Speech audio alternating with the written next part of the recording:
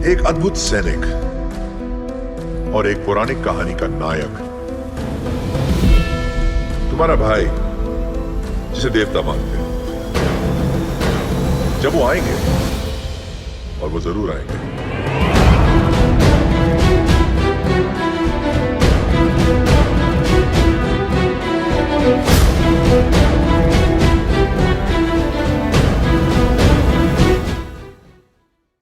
Hello, मैं हूँ Purnima and welcome to Bollygraph studios. Bheem, Ram और अलूरी को गांव में जाने के बाद ना वापस से ब्रिटिश सरकार के काम धंधे में किसी न किसी तरह से शामिल होना था, ताकि वो चल रही गतिविधियों के बारे में पता लगा सके, जिसके लिए ना इनका हैदराबाद जाना काफी जरूरी था, जहाँ निजाम का शासक था, क्योंकि वहाँ ब्रिटिश अफसरों का आना जाना लगा रहता था। तो राम भीम के लिए छुपने के लिए ना उससे अच्छी जगह कोई नहीं हो सकती थी। लेकिन वहाँ राम और भीम अलूरी को गांव में छोड़कर जाना चाहते थे, लेकिन अलूरी के जिद करने पर तीनों एक साथ हैदराबाद के लिए रवाना हुए। वो हैदराबाद के लिए चल दिए। हैदराबाद के पास पहुंचकर वो सभी एक पेड़ के नीचे बैठ गए। भीम ने कहा, मैं असलम नाम से निजाम के यहाँ रसोई का काम मांग लूंगा। राम ने कहा, मैं वहाँ के सैन्य मंत्री आयुब बनकर जा रहा हूँ। पर तुम अलूरी, तुम कैसे महल में प्रवेश करोगी? सभी अपने अपने अस्त्र शस्त्र एक नीम के पेड़ पर छिपा देते हैं और वेश बदल कर हैदराबाद निजाम की हवेली में प्रवेश करते हैं। मीर निजाम के यहाँ राम और भीम को काम मिल गया, लेकिन अलूरी को अभी भी काम नहीं मिला था। तभी निजाम के सैनिकों ने अलूरी को ना महल के आसपास यातायात में बाधा उत्पन्न करते हुए देखा, तो उसे पकड़कर सैनिकों ने रानी की सुरक्षा करने वाली सेविकाओं के हवाले कर दिया। सेविकाएं उसे लेकर दूसरी बेगम हुसैनी के पास ले गईं।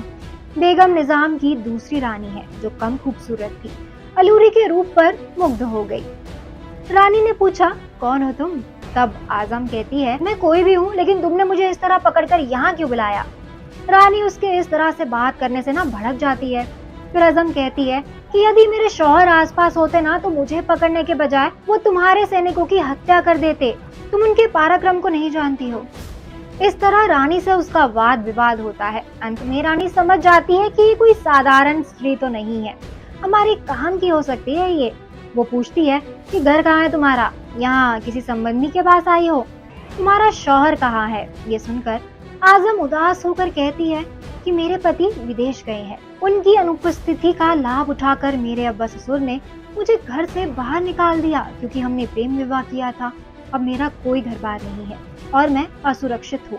रानी ने कहा कि तुम्हारे ससुर का नाम बताओ और तुम्हारे शौहर ने लौटकर तुम्हारा साथ क्यों नहीं दिया?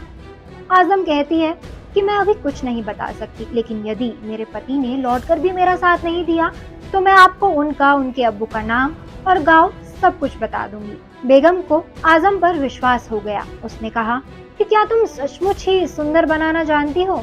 तुमने तो खुद अपना कोई साज श्रृंगार नहीं कर रखा, कौन कहेगा कि तुम्हें ये सब आता है?